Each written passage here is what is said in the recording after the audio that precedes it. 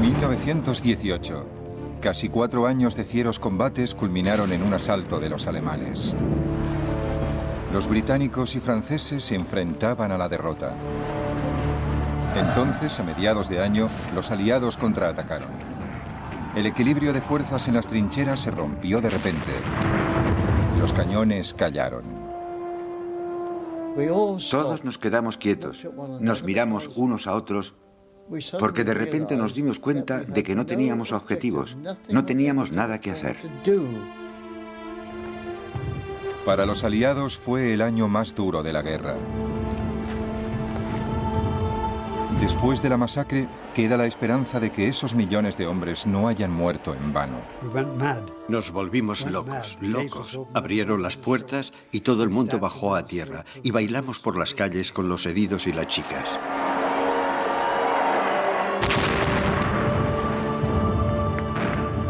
Esta es la historia de 1918, el año que lo cambió todo. Y la veremos por primera vez en color.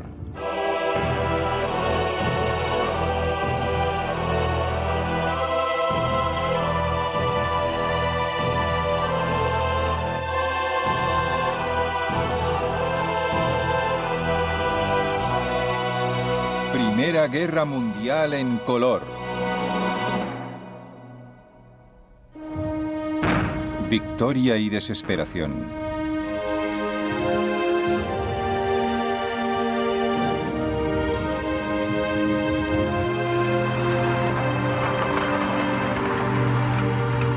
En enero de 1918, después de casi 3 años de guerra en el frente occidental, los británicos habían sufrido 2 millones de bajas, entre muertos, heridos y prisioneros. Los franceses, 3 millones. El ejército francés aún se estaba recuperando de los motines de la primavera de 1917. El ejército británico se encontraba abatido por el cansancio. Y tanta lucha era solo por unos pocos metros de barro francés y belga.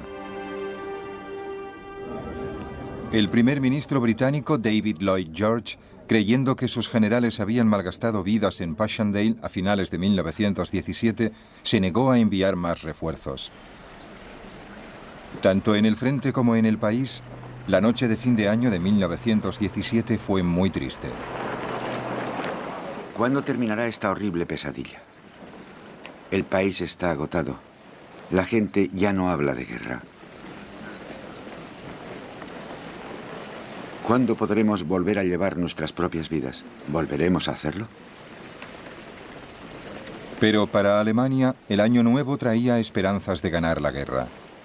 Los alemanes estaban por fin en posición de lanzar una gran ofensiva final. Los rusos habían pedido la paz y ya no participaban en la guerra, lo que significaba que los alemanes tenían miles de soldados disponibles para mandarlos al frente occidental para la gran ofensiva. El comandante alemán del frente occidental, el general Erich von Ludendorff, se preparaba para la batalla. El ataque por el oeste iba a ser una de las operaciones más difíciles de la historia. Estaba completamente seguro de eso y no lo disimulé. Alemania tendría que darlo también todo. El 21 de marzo de 1918, el ejército alemán atacó en un frente de más de 100 kilómetros.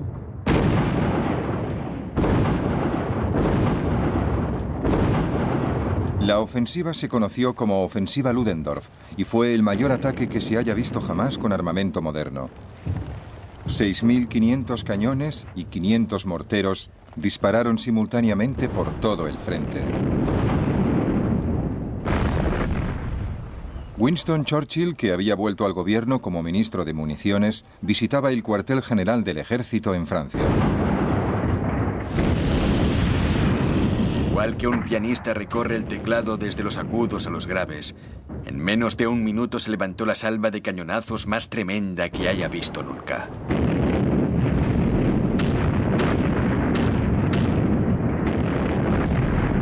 Después del bombardeo de artillería, las tropas de asalto alemanas pasaron a la acción. El gran momento había llegado. Lo que más dominaba entre la confusión que sentíamos era la rabia, el alcohol y la sed de sangre, al asaltar de una forma lenta pero irresistible las líneas enemigas. Abrieron sobre nosotros un fuego cerrado de ametralladoras. Las primeras tropas de asalto avanzaban como perros tras un rastro fresco. Eran muy audaces. El 21 de marzo se convirtió en uno de los días más dramáticos de la guerra.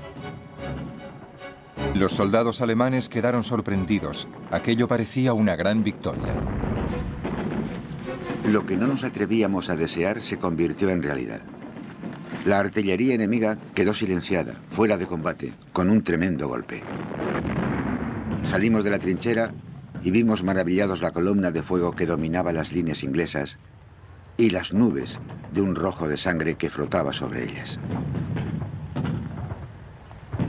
Nos bombardearon con todo lo que tenían a mano. Al alba, vimos a los alemanes avanzando por el valle. Mandamos corredores al cuartel general del batallón para que pidieran instrucciones. Los 2 primeros cayeron muertos o prisioneros. El tercero volvió para decirnos que los alemanes estaban desayunando en la cocina del cuartel general.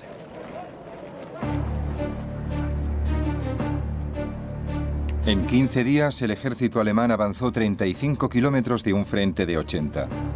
Fue una franja enorme de territorio conquistado en comparación con el punto muerto de los últimos 3 años. La batalla había terminado antes del 4 de abril. Fue una victoria brillante, y así la recordará la historia.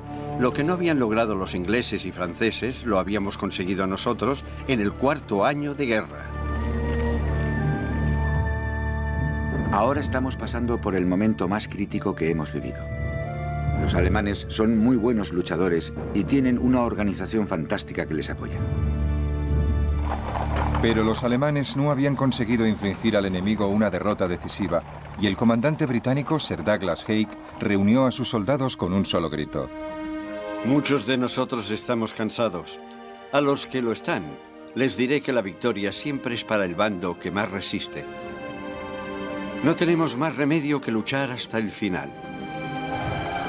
Cada posición debe mantenerse hasta el último soldado. Aunque estemos contra la pared, debemos luchar hasta el final, convencidos de la justicia de nuestra causa.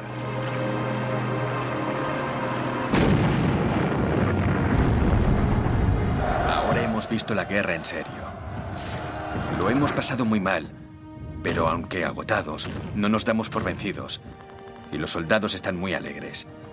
De parte del corazón pensar en todos los chicos estupendos que han caído. No sabíamos nunca cuándo vendría el ángel negro con el billete para la barca.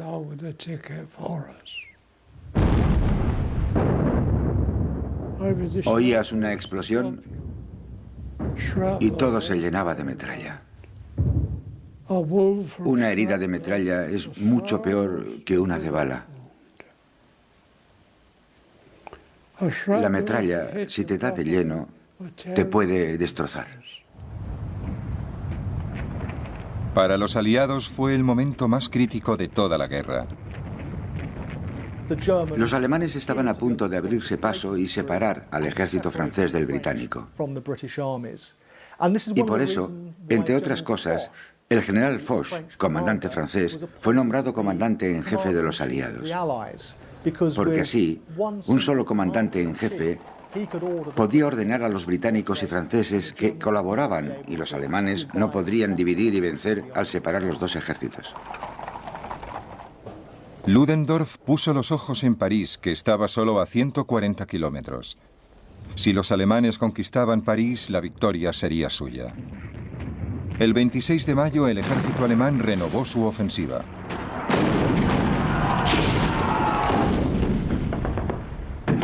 Los alemanes abrieron fuego, el más fuerte que había oído jamás. A esta clase de artillería la llamaban Trommelfeuer, que significa fuego de tambor, y era una descripción muy buena. Era como un redoble en un tambor de hojalata enorme.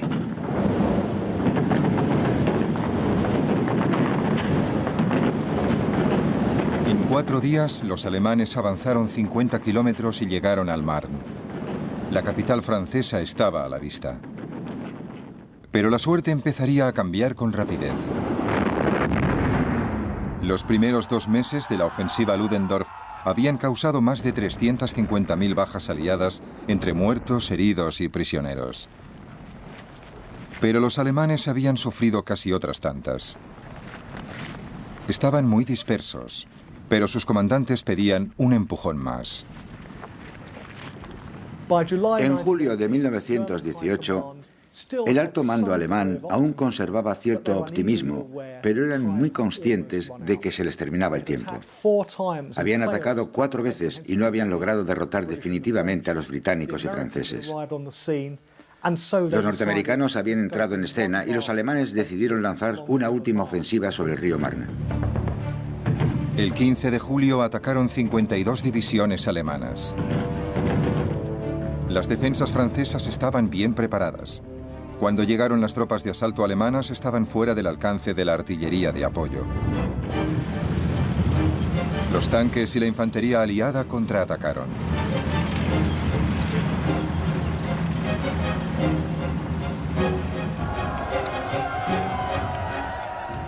Por fin a los alemanes se les había terminado la gasolina. Sus grandes ofensivas eran un intento desesperado de terminar con la guerra cuanto antes, y en cierto modo habían estado a punto de lograrlo. Pero poco a poco, al atacar distintos puntos de la línea, habían llevado a su ejército a un punto muerto. No tenían nada más que dar. Ludendorff sabía que le había fallado la jugada. Todo lo que yo temía, los peligros de los que tantas veces advertí, se habían convertido en realidad. Nuestra maquinaria de guerra ya no era eficaz, aunque la gran mayoría de las divisiones seguían luchando heroicamente. Un nuevo millón de soldados norteamericanos había llegado al campo de batalla. Los aliados ya podían pensar en el contraataque. La guerra no solo estaba cambiando de signo en el frente occidental. En octubre de 1917, un ataque de los alemanes y austríacos al norte de Italia había obligado a batirse en retirada a las tropas italianas. Por fin, los italianos consiguieron mantener una posición a 25 kilómetros al norte de Venecia, mientras las tropas británicas y francesas corrían a ayudarles. Pero en junio de 1918, después de 6 meses de reagrupamiento, los italianos estaban dispuestos para el contraataque. Los británicos estaban sorprendidos por el cambio en la moral de los italianos. Las noticias son espléndidas. Los italianos han reforzado completamente la línea y todo el mundo habla del principio del fin. Los austríacos están hechos polvo y habrá problemas cuando su derrota llegue a saberse.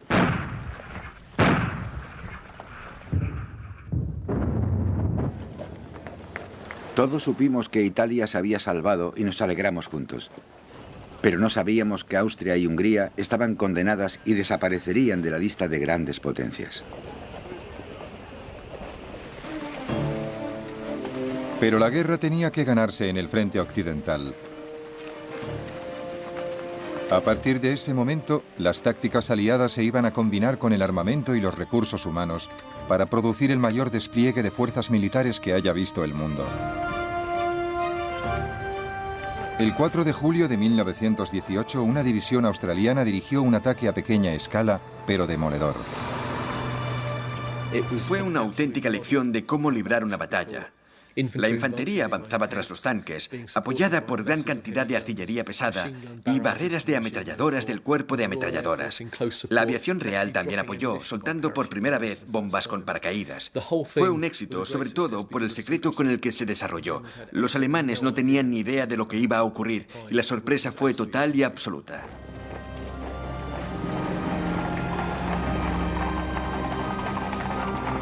Aprendiendo del éxito australiano, los comandantes británicos y franceses planearon un ataque parecido, pero a gran escala.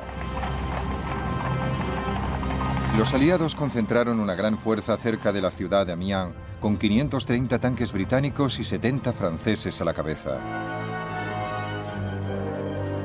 El 8 de agosto, a las 4 de la madrugada, y aún escondida por una niebla que seguía protegiendo los preparativos de la noche anterior, nuestra artillería abrió un fuego intenso que destrozó las baterías de cañones enemigos.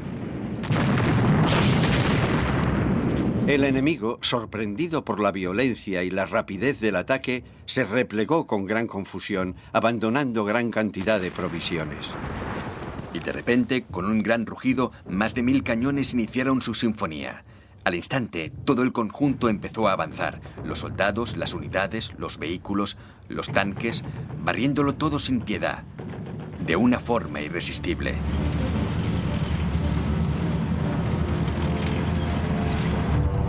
Hemos avanzado 10 kilómetros. Aquí empieza la guerra de movilidad. Para los aliados fue el mejor día de la guerra hasta entonces. El ataque fue tan rápido e inesperado que un jefe de brigada alemán fue capturado mientras desayunaba. La organización era perfecta para avanzar. Íbamos a una velocidad tremenda. Era fantástico volver a avanzar, y no como en marzo, cuando íbamos de retirada. Los aliados avanzaron unos 12 kilómetros y los alemanes sufrieron unas 27.000 bajas. Esta era la clase de victoria que se echaba de menos en el frente occidental desde 1914. Durante el mes siguiente, los aliados empujaron a los alemanes a retroceder 40 kilómetros de un frente de 65. Los comandantes aliados veían una transformación sorprendente. La disciplina del ejército alemán se degrada rápidamente y los oficiales alemanes ya no son lo que eran. Para mí, esto es el principio del fin. Creo que los alemanes tendrán que retirarse en todos los frentes antes del invierno. Tienes muchos motivos para estar contenta en casa, pero no quiero que pienses que ya está todo ganado. Los alemanes todavía guardan muchas coces. Si podemos volver a estar juntos después de la guerra, haremos algo con nuestras vidas para demostrar nuestra gratitud por la bondad de Dios. Pero claro, aún no estoy en casa. La mayor transformación de todas fue la llegada en masa de los norteamericanos a las órdenes de su comandante, el general John J. Pershing. Aunque fuera por una cuestión de número, ahora los aliados sabían que tardaran lo que tardaran, terminarían venciendo. En julio de 1918, un año después de que empezaran a llegar, había 1 millón de norteamericanos en el frente occidental. La seguridad de los aliados aumentó con sus nuevos aliados. Hay muchos norteamericanos en el frente. Se ha forjado una comprensión mutua estupenda entre nuestros chicos y los yanquis. Seguro que los yanquis resultarán unos soldados excelentes. Me encanta. He aumentado de peso y me levanto de la cama de un salto lleno de empuje. A mediados de septiembre de 1918, los norteamericanos lanzaron el primer ataque como ejército independiente. Su objetivo era la cuña de tierra de Saint-Mihiel, en poder de los alemanes.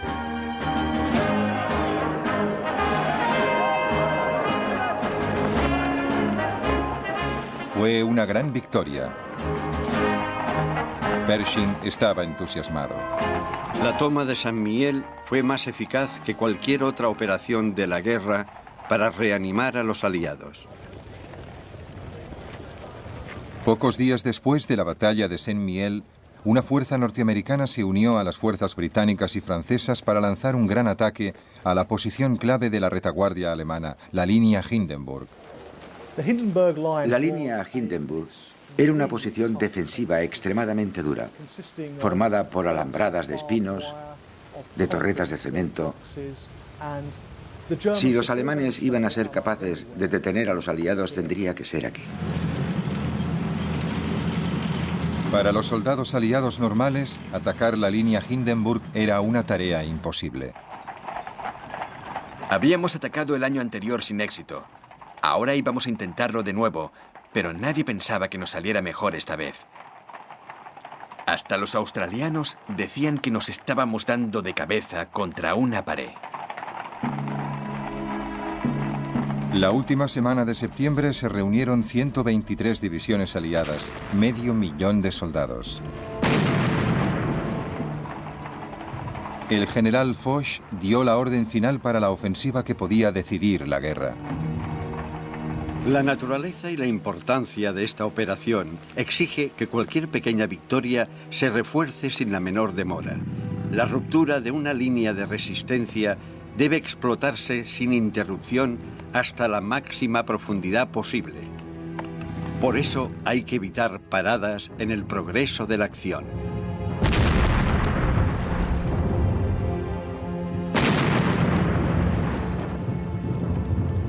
La guerra de trincheras y el estancamiento eran cosa del pasado. Gracias a las líneas de artillería cada vez más precisas que ablandaban al enemigo, los soldados aliados podían hacer realidad el deseo de Foch por una guerra de grandes movimientos.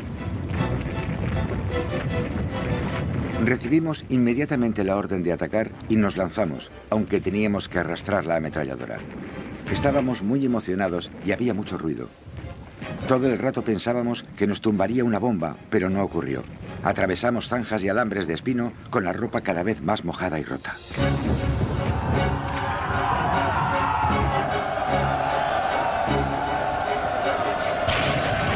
Al ataque.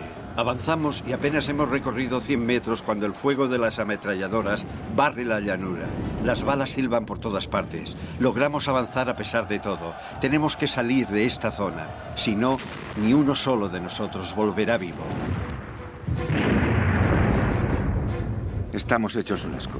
Sucios, llenos de barro, mojados hasta los muslos y con la ropa hecha jirones. Brooks ha muerto en el avance y he oído que Holt está herido por una bomba. Un operador de radio británico siguió a la infantería desde la trinchera para instalar una emisora en el frente e informar de los progresos. Pero la unidad había perdido una pieza vital del equipo. Nos encontramos con que no teníamos antena. Volví, la encontré y entonces volví a las trincheras de apoyo para recogerla y tuve que llegar hasta allí pisando a los muertos. Ese día solo me comuniqué con los muertos porque tenía que pisarles y decía, lo siento, chico.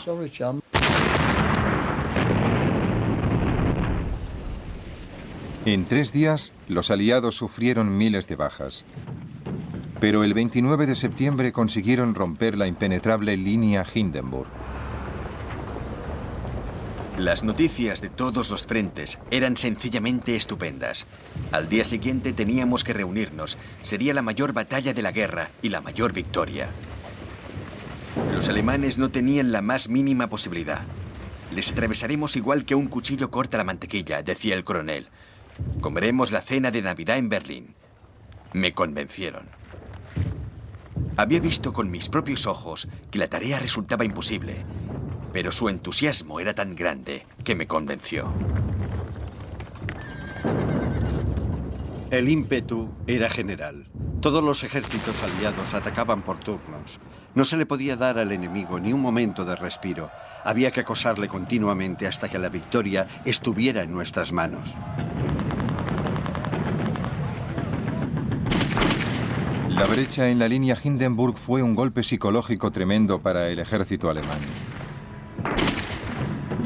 Ludendorff, su comandante más agresivo, decidió que había que buscar el armisticio con los aliados mientras sus soldados conservaran la capacidad de combatir. Pero Ludendorff quería un armisticio que preservara el orgullo y el territorio de Alemania. Ya en enero, el presidente de los Estados Unidos, Woodrow Wilson, había propuesto un plan de paz con 14 puntos que fuera honroso para todos los bandos. Los líderes y los comandantes aliados se reunieron para hablar de las condiciones de paz que podían ofrecerse a Alemania. Al mismo tiempo, Alemania apeló directamente a los Estados Unidos. Los alemanes decidieron que lo que más les convenía era intentar separar a los Estados Unidos de Francia y Gran Bretaña y procurar negociar con ellos aceptando los 14 puntos. Era un truco totalmente transparente para salir tan frescos de la situación y nadie estaba dispuesto a aceptarlo, ni siquiera los norteamericanos.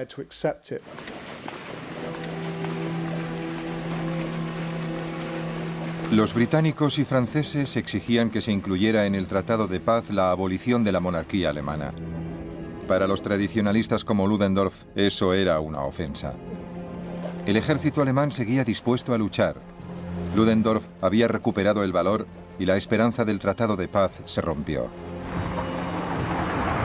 Aunque estaba en sus últimos estertores, la guerra aún no había terminado.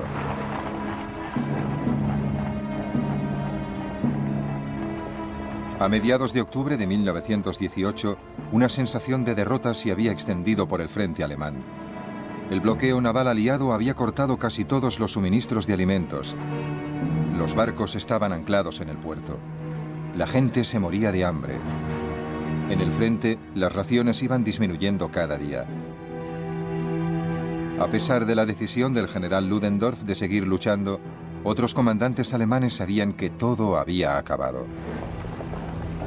La moral de las tropas había sufrido gravemente y su poder de resistir disminuye cada día. Se rinden en masa cada vez que ataca el enemigo. No creo que podamos resistir más allá de diciembre. Ludendorff no se da cuenta de lo grave que es la situación. Pase lo que pase, tenemos que lograr la paz antes de que el enemigo se interne en Alemania. Si lo hace, estamos perdidos. Mientras Alemania seguía luchando sin sentido, para los soldados aliados, exhaustos, la guerra resultaba más vana que nunca. Ojalá los cabezas cuadradas se rindieran antes de que perdamos más hombres valiosos. Me imagino que los soldados de las trincheras no tendrán muchas ganas de saltar el parapeto ahora que tenemos la paz tan cerca. Estoy harto de esta guerra. Hoy han informado que las bajas ascienden a 253 oficiales y 6.000 soldados. En las últimas semanas, las bajas han sido tremendas, a una media de 30 a 40.000 por semana. Los hospitales están llenos a rebosar. Un auxiliar voluntario me dijo que había casos tan graves que llegaban literalmente empaquetados.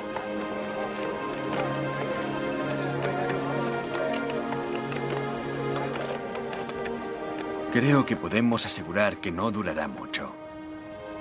Los alemanes a los que nos hemos enfrentado no eran ningún peligro, solo pensaban en la paz. Los refugiados franceses y belgas volvían a los pueblos y ciudades que fueron ocupadas por el ejército alemán y arruinadas por la guerra.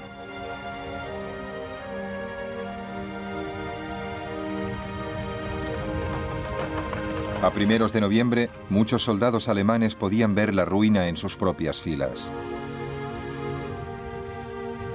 Los ejércitos alemanes estaban en muy baja forma. Todos los soldados y todos los civiles tenían hambre. Las pérdidas materiales no podían reponerse y los soldados que llegaban al frente eran demasiado jóvenes, mal preparados y poco dispuestos a jugarse el cuello, porque se veía que la guerra era una batalla perdida. Ludendorff seguía queriendo luchar y apeló al ejército alemán para que rechazara las ofertas de paz. Pero entonces el país se hundió de repente. El 26 de octubre el Kaiser expulsó a Ludendorff por insubordinación. 2 semanas más tarde el propio Kaiser abdicó y se marchó al exilio.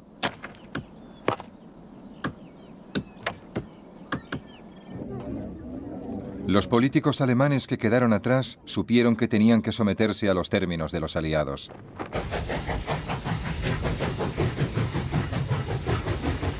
A las 5 de la madrugada del 11 de noviembre se firmó el armisticio en un tren en la campiña francesa de Compiègne. A las 11 en punto del día 11 del mes 11, los cañones del frente occidental callaron. Todo se detuvo y quedó algo que solo puedo definir como un silencio mortal. Y todos nos quedamos quietos, nos miramos unos a otros, porque de repente nos dimos cuenta de que no teníamos objetivos, no teníamos nada que hacer.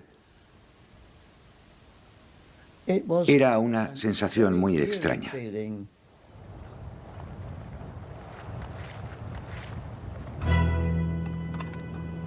Habéis ganado la mayor batalla de la historia y habéis rescatado la causa más sagrada de todas, la libertad del mundo. Tenéis todo el derecho a estar orgullosos, porque habéis coronado vuestros estandartes de gloria inmortal y os habéis ganado la gratitud de la posteridad.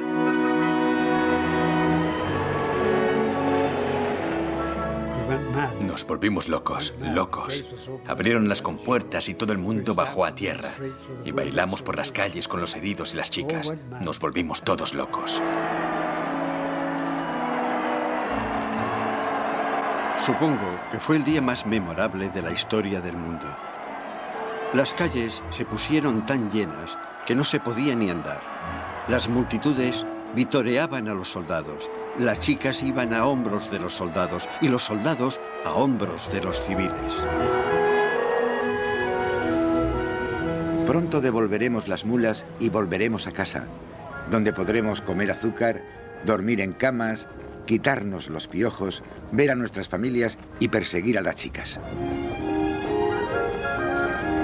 Las novias, los hijos, las hijas y sobre todo las madres abrazaban a los héroes que regresaban. Estaba contenta de tenerme con ella. Yo era su niño guapo. Estaba tan pendiente de mí, contenta de tenerme con ella. Estaba contenta de tenerme con ella. No podía pensar en nada más. Menos mal que ha vuelto a casa sano y salvo. Mientras cumplíamos con las formalidades para desembarcar, una idea extraña e irreal se me pasaba por la cabeza. Yo tenía un futuro por delante. Hacía años que no pensaba en eso. Cuando los soldados volvían y contaban lo que habían pasado, la gente no lo comprendía. No se hacía a la idea de lo que habías pasado.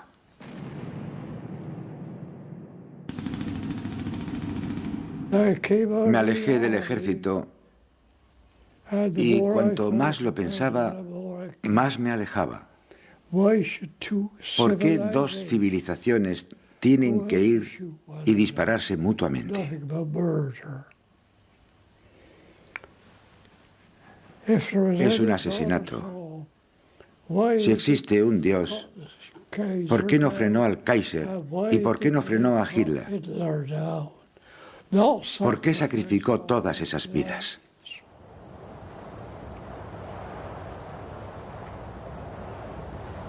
Para los británicos, el año más costoso de la Primera Guerra Mundial no fue 1916, el año del Somme, ni 1917, el año de Passchendaele, sino 1918, el año de la victoria. Victoria que llegó después de unas cuantas ofensivas alemanas a primeros de año, pero lo más importante es que en 1918, el año en que se ganó la Primera Guerra Mundial, perdimos más soldados que en toda la Segunda Guerra Mundial.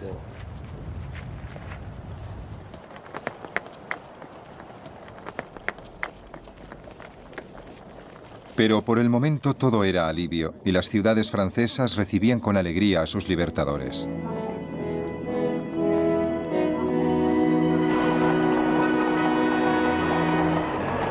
Bélgica, que fue el objetivo del primer gran acto de agresión en 1914, celebró la liberación.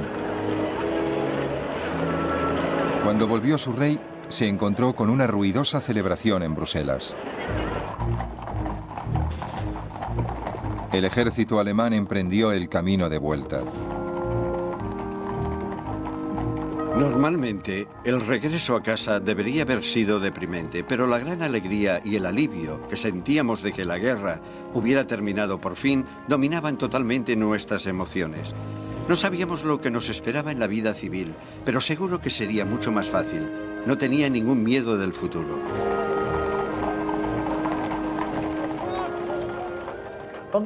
En los términos del armisticio, las tropas alemanas que siguieran de uniforme podían marchar de vuelta a Alemania. Y pienso que eso fue un gran error, un error psicológico de los aliados, porque permitía que los alemanes se engañaran pensando que no habían sido derrotados del todo, porque sus tropas volvían por su propio pie y no eran devueltas como a prisioneros. 12 días después de firmar el armisticio, la armada alemana se rindió oficialmente y entregó sus barcos a los británicos. Los oficiales y los soldados ingleses subieron a cubierta. Apenas nos latía el corazón y nos mordíamos los labios desafiando nuestra vergüenza. No era vergüenza, porque pensábamos con orgullo en todas nuestras victorias y proezas heroicas. Cuando se izó la bandera inglesa, nos volvimos y miramos hacia nuestro propio país. La flota de Alemania zarpó hacia la base británica de Scapa Flow para ponerse bajo control aliado. 9 meses después, en un acto final de desafío, los marinos alemanes hundieron sus propios barcos. Una pequeña luz entre las tinieblas para el derrotado comandante alemán. La historia del pueblo alemán termina de momento con la paz. El futuro se ve muy oscuro y el único destello han sido las acciones de nuestros hombres en Scapa Flow. Se han desvanecido todas las ilusiones. Estamos ante la nada. Vimos los barcos en Scapa Flow. De algunos aún se veía la chimenea y parte de la cubierta superior. Estaban en el fondo, hundidos. No podíamos creerlo.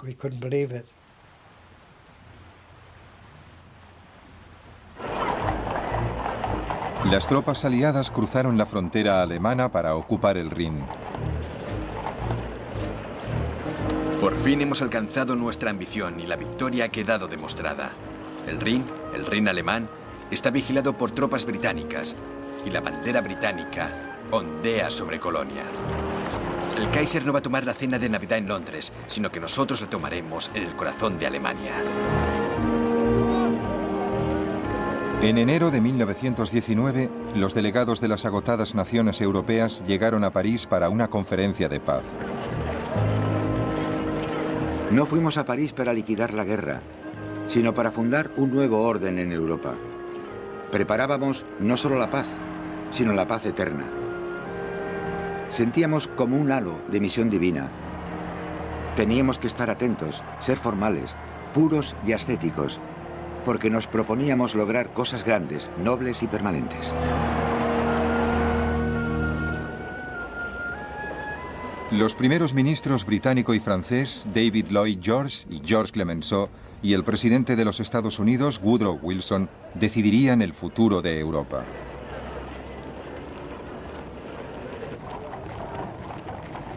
Para Lloyd George y Clemenceau, la prioridad era suprimir la capacidad de Alemania para hacer la guerra. Insistieron en que Alemania debía entregar todos los aviones, tanques y submarinos, mantener su ejército por debajo de los 100.000 efectivos, rendir todas sus colonias y pagar una compensación financiera. También debía ceder terreno por el este al nuevo Estado independiente de Polonia. Para algunos delegados que habían viajado a París con grandes esperanzas, los términos eran muy severos. Si yo fuera alemán, no firmaría de ninguna manera. No les deja esperanzas ni ahora ni en el futuro. Los vencedores tenían el poder. Como diría Lloyd George ante la Cámara de los Comunes, los términos de la paz son terribles en muchos sentidos para imponérselos a un país, y terribles fueron los crímenes que hay que compensar. El 28 de junio se firmó el Tratado de Paz en la Sala de los Espejos del Palacio de Versalles. De repente, desde fuera, oímos el estallido de los cañones saludando con salvas. Anunciaban a París que se había firmado el segundo Tratado de Versalles. Las naciones vencedoras celebraron desfiles de la victoria y la vida pudo volver a la normalidad.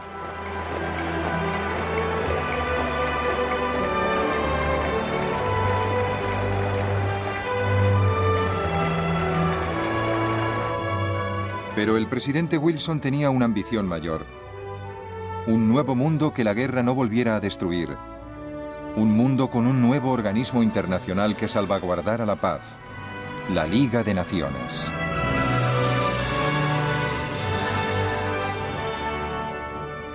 La Liga se fundó el 24 de abril de 1919.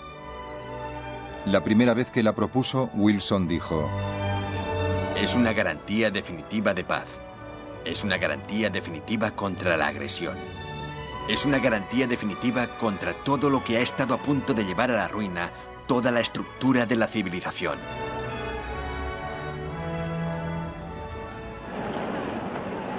Pero los Estados Unidos se replegarían en el aislacionismo.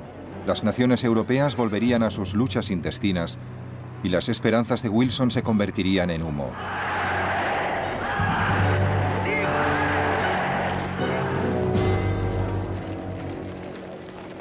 Los 4 años de guerra habían alimentado nuevas ideas revolucionarias. Se dijo que la culpa era del orden del viejo mundo y se cuestionaron los sistemas políticos tradicionales. En Londres hubo una oleada de huelgas y protestas en la industria, incluyendo huelgas de soldados que querían ser desmovilizados. En los Estados Unidos, una organización llamada Trabajadores Industriales del Mundo sembró el caos en las calles. La punta de lanza de la revolución eran los bolcheviques rusos, que en esos momentos estaban amenazados porque el país degeneraba hacia una sangrienta guerra civil. Matemos a nuestros enemigos sin piedad, a miles. Por la sangre de Lenin, que corran ríos de sangre burguesa. La revolución bolchevique había asustado a la gente por toda Europa. Los políticos no tardaron en explotar sus miedos. En Italia, Benito Mussolini prometió lo que él llamaba la tercera vía, sin comunismo ni capitalismo. Su partido se llamaba el Partido Fascista. La nueva República Alemana, consumida por la amargura de la derrota, estaba asediada por extremistas, tanto de izquierdas como de derechas. En Alemania hay una guerra civil. Se destruyen propiedades alemanas, el dinero público se malgasta y se emplea en usos egoístas. El pueblo, hundido en lo más bajo, se regodea en la libertad de la revolución. Las masacres en las calles se hicieron habituales. Alemania, que ya había sido humillada por sus vecinos, parecía ahora dispuesta a destruirse en luchas intestinas. El país reclamaba un nuevo líder fuerte. Esperemos que Alemania encuentre jefes que la guíen y que estén dispuestos a aceptar responsabilidades como los comandantes en el campo de batalla. Hombres de propósito y voluntad firmes, capaces de insuflar nuevo vigor a nuestra débil vida nacional. Hombres que unan nuestras fuerzas creativas en una gran obra de construcción. Ludendorff, el hombre que casi ganó la guerra para Alemania, pero terminó llevándola a la derrota, encontró la respuesta en la figura de un joven cabo austríaco llamado Adolf Hitler.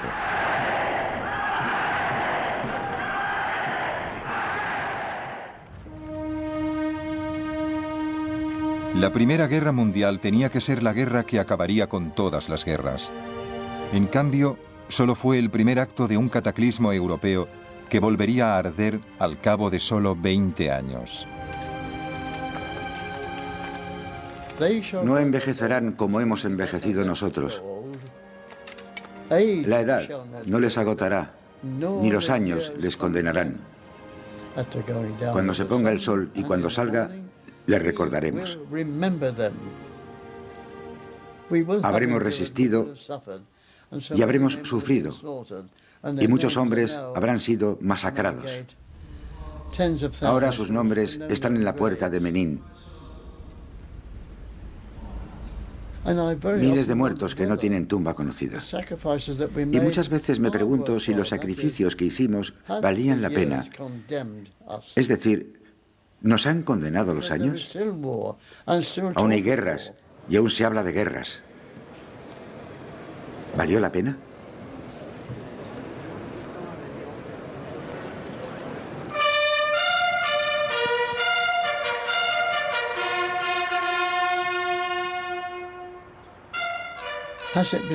Sí, creo que valió la pena. Porque creo que Europa es consciente. Sí, y la mayor parte del mundo se ha dado cuenta de la inutilidad de la guerra. Y yo espero que ese sea el resultado de las 2 guerras mundiales. La Primera Guerra Mundial fue trágica, desde luego, pero no fue inútil. En la Primera Guerra Mundial, los aliados consiguieron una gran victoria. Impidieron que sucediera lo peor. Impidieron que una Alemania militarista y autocrática dominara Europa. Impidieron la supresión de la democracia en el continente europeo. La hora 11 del día 11 del mes 11 no ha sido olvidada ni se olvidará jamás. Pero como la distancia embota el filo de la memoria, las voces finales pertenecen a aquel momento. Esta guerra espantosa que hemos vivido durante 4 años es agua pasada.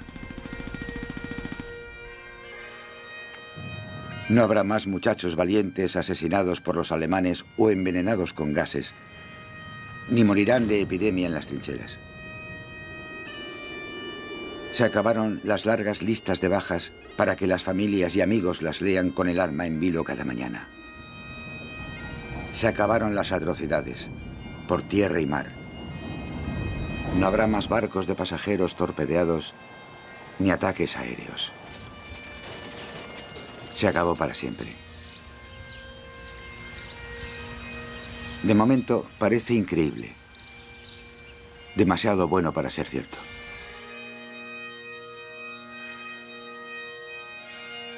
Me separé de los demás y pasé poco a poco por Whitehall, con el corazón hundido por un desánimo helado.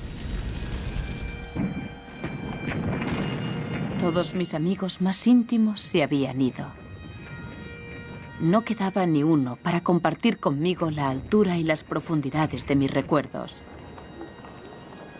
A medida que pasaran los años y perdiera la juventud y los recuerdos se desvanecieran, una oscuridad cada vez más densa cubriría a los jóvenes que fueron mis contemporáneos.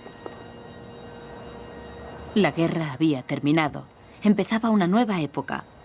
Pero los muertos estaban muertos y no iban a volver jamás.